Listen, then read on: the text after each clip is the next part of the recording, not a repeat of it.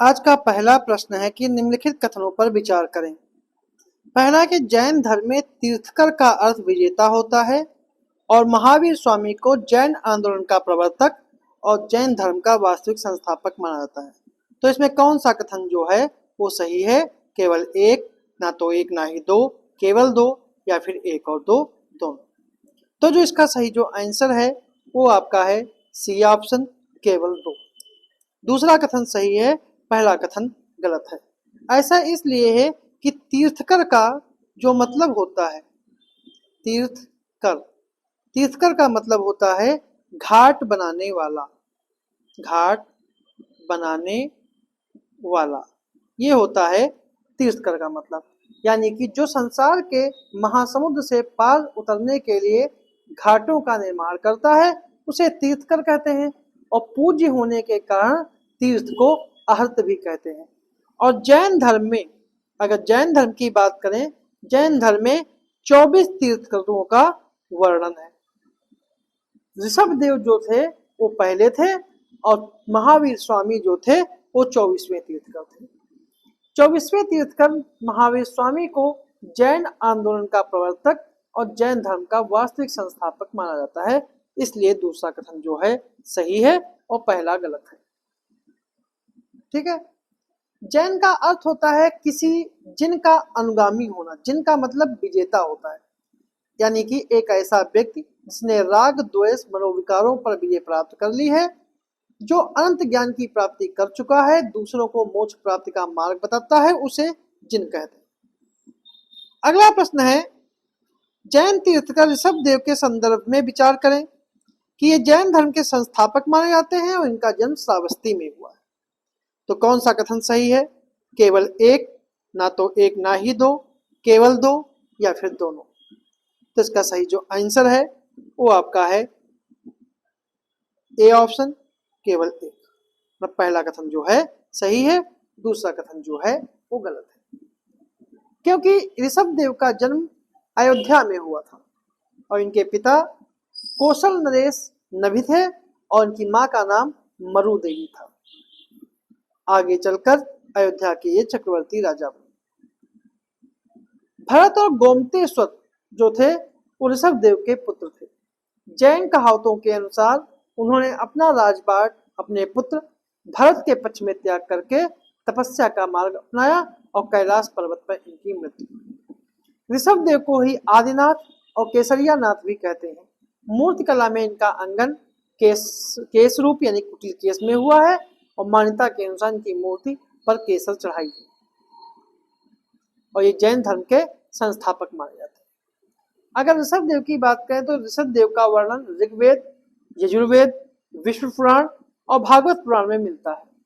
यजुर्वेद में इनको धर्म प्रवर्तकों में श्रेष्ठ और भागवत पुराण में इन्हें विष्णु का अवतार माना गया है, जबकि वैदिक साहित्यों में स्वयं भूकश्यप ऋषभ देव को ही माना जाता है। तो सही आंसर जो है वो ए ऑप्शन है। अगला प्रश्न है, तीर्थकर और उनके जन्म स्थान अजितनाथ अयोध्या, संभवनाथ श्रावस्ती, पद्म प्रभु कौशाम्बी। तो इनमें कौन से कितने कथन जो हैं वो सही है? एक, दो, तीन, या फिर में से कोई नहीं। तो इसका सही जो आंसर है वो आपका है सी ऑप्शन। इसके तीनों कथन जो हैं वो सही है, क्योंकि जैन धर्म के दूसरे तीर्थकर का नाम अजितनाथ है। उनका उल्लेख यजुर्वेद में मिलता है और इनका भी जन्म अयोध्या में हुआ था। संभवनाथ तीसरे तीर्थकर थे, इनका जन्म श्रावस्ती में हुआ था। और पद्म प्रभु छठे तीर्थकर थे, इनका जन्म कौशाम्बी में हुआ था। 21वें तीर्थकर जो है, 21वें तीर्थकर उनका नाम नेमिनाथ है और ये मिथिला नरेश जनक के पूर्वज माने जाते हैं। 22वें तीर्थकर अरष्टिनेमि को महाभारत में वासुदेव कृष्ण का चचेरा भाई बताया गया है। उन्होंने गिरनार पर्वत पर तपस्या की थी। जैन ग्रंथ उत्तराध्ययन सूत्र में भी अरष्टिनेम को कृष्ण का समकालीन बताया गया है, जब ऋग्वेद में ऋषभ देव के अतिरिक्त अरष्टिनेम का उल्लेख केसी सूक्त में मिलता है। तो सही आंसर जो है वो सी ऑप्शन। अगला प्रश्न है, निम्नलिखित कथनों पर विचार करें कि पहला है, जैन धर्म के पंच महाव्रत में से पहले 4 ऋषभदेव ने दिए थे और जैन धर्म का 5वां महाव्रत ब्रह्मचर्य जो था वो पार्श्वनाथ ने दिया था। तो कौन सा सही है? केवल 2, ना तो एक ही, ना ही 2, या फिर दोनों। तो इसका सही जो आंसर है वो आपका है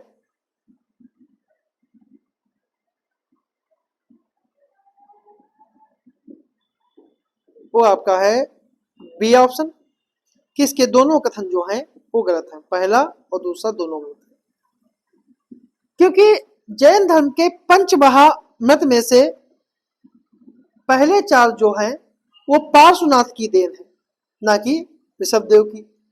अहिंसा, सत्य, असत्य और अपरिग्रह। और 5वां जो ब्रह्मचर्य था इसे पार्श्वनाथ ने नहीं, इसे महावीर स्वामी ने दिया था, इसलिए गलत है।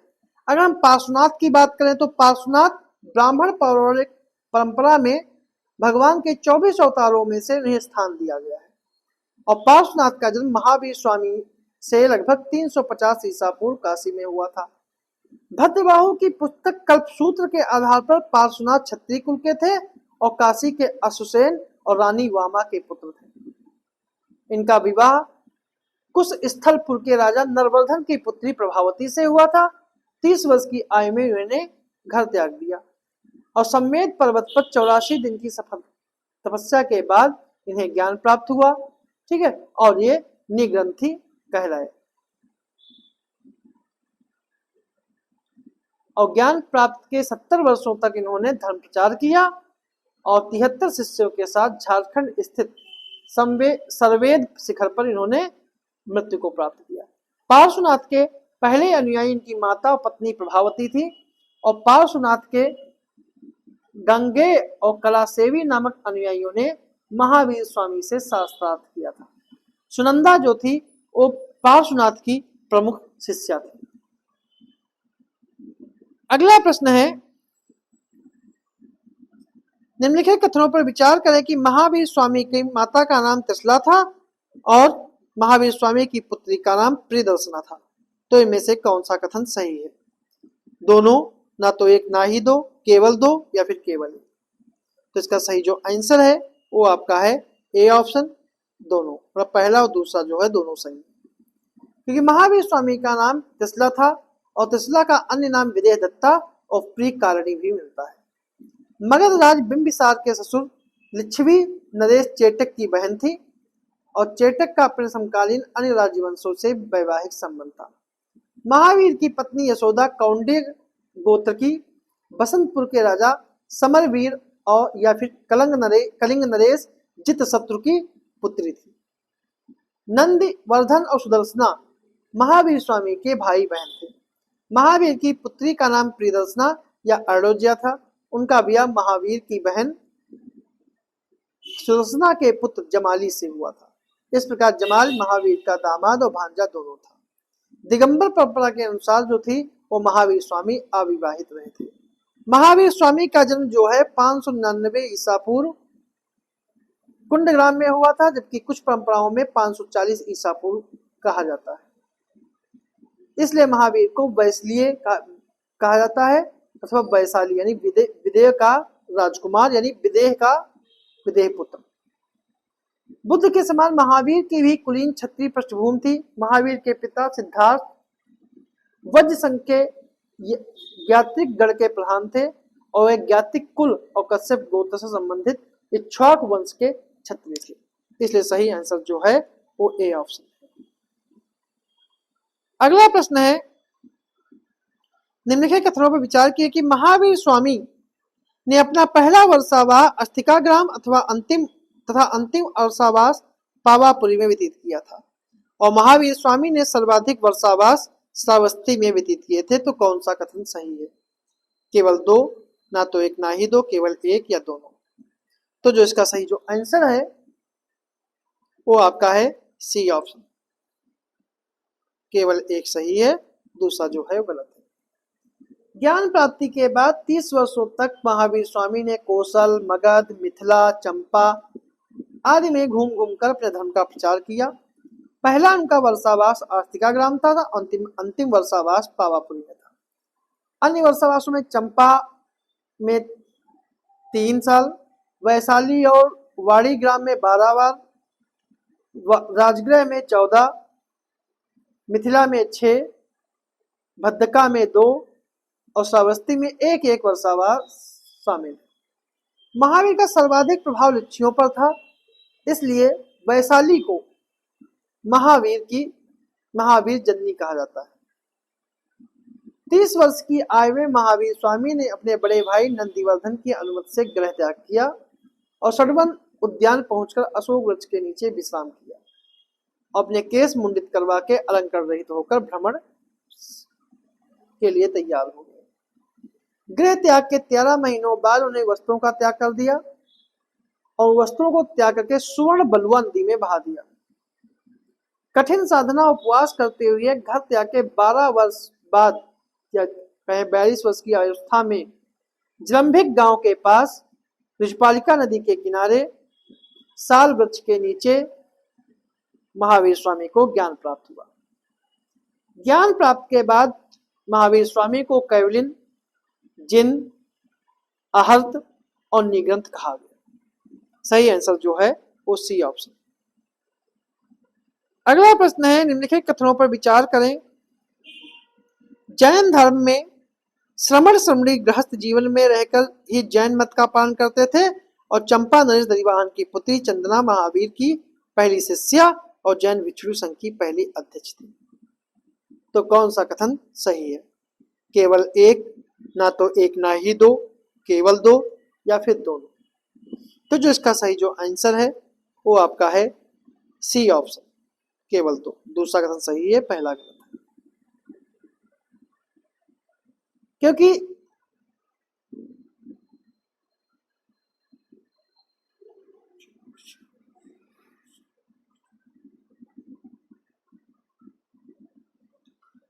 पहला इसलिए गलत है कि जैन धर्म में श्रमण और श्रमणी ये जैन सन्यासी होते थे जो गृहस्थ जीवन में रहकर जैन मत का पालन करते थे।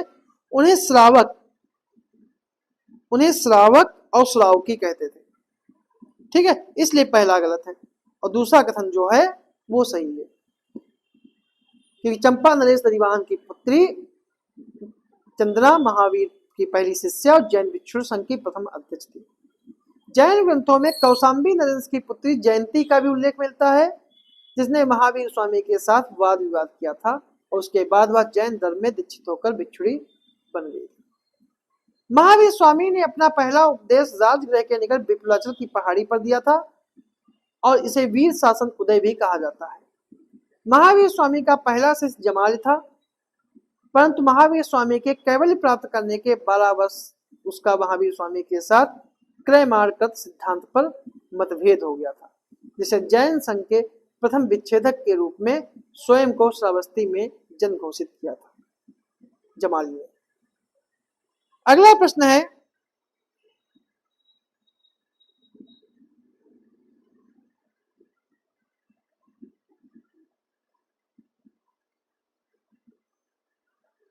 कि निम्नलिखित कथनों पर विचार करें कि जैन धर्म ने ईश्वर के अस्तित्व को मान्यता दी जबकि बौद्ध धर्म ने नहीं। दूसरा, जैन धर्म आत्मा के पुनर्जन्म में विश्वास करता है जबकि बौद्ध धर्म नहीं करता है। तो कौन सा सही है? केवल दो, दोनों, ना तो एक ना ही दो या फिर केवल एक। तो जो इसका सही जो आंसर है वो आपका है बी ऑप्शन, किसके दोनों कथन जो हैं वो सही है। अगर जैन धर्म बौद्ध धर्म की भिन्नता बात करें तो जैन धर्म ईश्वर के अस्तित्व को मान्यता दी है, लेकिन बौद्ध धर्म ने नहीं दी है। जैन धर्म वर्ण व्यवस्था की निंदा करता है जबकि बौद्ध धर्म जैन धर्म वर्ण व्यवस्था की निंदा नहीं करता है जबकि बौद्ध धर्म करता है। जैन धर्म आत्मा के पुनर्जन्म में विश्वास करता है जबकि बौद्ध धर्म नहीं करता है। गौतम बुद्ध ने मध्यम मार्ग निर्धारित किया जबकि जैन धर्म ने अपने अनुयायियों को कपड़े यानी जीवन को पूरी तरह से त्यागने की वकालत करता है। जैन धर्म पुनर्जन्म और कर्मकाल में विश्वास करता है, उसके अनुसार कर्म फल ही जन्म और मृत्यु का कारण है और जैन मत के अनुसार विश्व शाश्वत है, पर सृष्टिकर्ता के रूप में ईश्वर को नहीं स्वीकारा जा सकता है। ठीक है, इसलिए इसका बी ऑप्शन जो है सही है। अगला प्रश्न, निम्नलिखित में से कौन से दक्षिण भारत में जैन धर्म को संरक्षण देने वाले राज्य थे? गंग, कदम्ब, चालुक्य और राष्ट्रकूट। तो कौन सा सही है? 1 2 3 4, 1 2 3, 2 3 4, 1 3 4 या फिर 1 2 3 4। तो इसका सही जो आंसर है वो आपका है डी ऑप्शन, चारों। मतलब कि इसके चारों जो ऑप्शन हैं वो जो 4 राज्य हैं, गंग, कदम्ब, चालुक्य, राष्ट्रकूट, ये सभी जो थे वो दक्षिण भारत में जैन धर्म को संरक्षण देते थे। अगला प्रश्न है, निम्नलिखित में से कौन सा जैन धर्म के पंच महाव्रत में सम्मिलित है? ब्रह्मचर्य, अपरिग्रह, असत्य, अनर्थ दंड व्रत। तो कूट के आधार पर चुनना है, 1 2 3 4, 1 3 4, 1 2 3 या 3 4। तो जो इसका सही जो आंसर है वो आपका है सी ऑप्शन, 1 2 3, पहला, दूसरा, तीसरा। जैन धर्म की प्रमुख शिक्षाएं 5 महा और व्रत हैं, जिनमें अहिंसा यानी जीव की हिंसा या हत्या न करना, सत्य, अपरिग्रह यानी संपत्ति इकट्ठा न करना, असत्य चोरी न करना, और ब्रह्मचर्य मतलब इंद्रियों को वश में करना। जैन धर्म में 7 शील व्रतों का भी उल्लेख है, जिसमें पहला है दिग्व्रत, जिसमें अपनी क्रियाओं को नियंत्रित रखना, देश व्रत, अपने कार्य को कुछ प्रदेशों तक सीमित रखना, अनर्थ दंड व्रत, बिना कारण अपराध न करना, सामयिक चिंतन के लिए कुछ समय निकालना, प्रसोधोपवास, मानसिक और कायिक शुद्धि के लिए उपवास करना, उपभोग प्रतिबोध, जीवन में प्रतिदिन काम आने वाली वस्तुओं और पदार्थों को नियंत्रित करना, अतिथि समविभाग, मतलब अतिथि को भोजन कराने के उपरांत ही भोजन करना। तो सही आंसर जो है वो सी ऑप्शन है। अगला प्रश्न है, निम्नलिखित कथनों पर विचार करें कि जैन धर्म प्रलय की अवधारणा को स्वीकार करता है और कुषाण काल में मथुरा जैन धर्म का प्रमुख केंद्र था। तो कौन सा कथन जो है सही है? केवल एक, ना तो एक ना ही दो, दोनों या फिर केवल दो। तो जो इसका सही जो आंसर है वो आपका है डी ऑप्शन, केवल दो। दूसरा सही है, पहला गलत है, क्योंकि जैन धर्म हिंदू सांख्य दर्शन के निकट है और जैन धर्म सृष्टिवाद का विरोध करता है। जैन धर्म के अनुसार सृष्टि का निर्माण ईश्वर ने नहीं किया है, बल्कि इसका निर्माण जीव और अजीव के संयोग से हुआ है। संसार सत्य, वास्तविक, नित्य और शाश्वत है, इसलिए प्रलय की अवधारणा असत्य है। खारवेल के हाथी गुम्फा अभिलेख, खंडगिरी, उदयगिरि गुफाओं में जैन धर्म के अवशेष मिलते हैं। राष्ट्रकूट नरेश अमोघ वर्ष जैन सन्यासी था, उसने रत्नमलिका नामक ग्रंथ की रचना की। कुषाण काल में मथुरा जो था वो जैन धर्म का प्रमुख केंद्र था। जैन दर्शन के अनुसार यह विश्व जो है 6 द्रव्यों से मिलकर बना है: जीव, भौतिक तत्व, धर्म, अधर्म, आकाश और काल। अगला प्रश्न है, ये थे हमारे आज के कुछ प्रश्न जैन धर्म से संबंधित।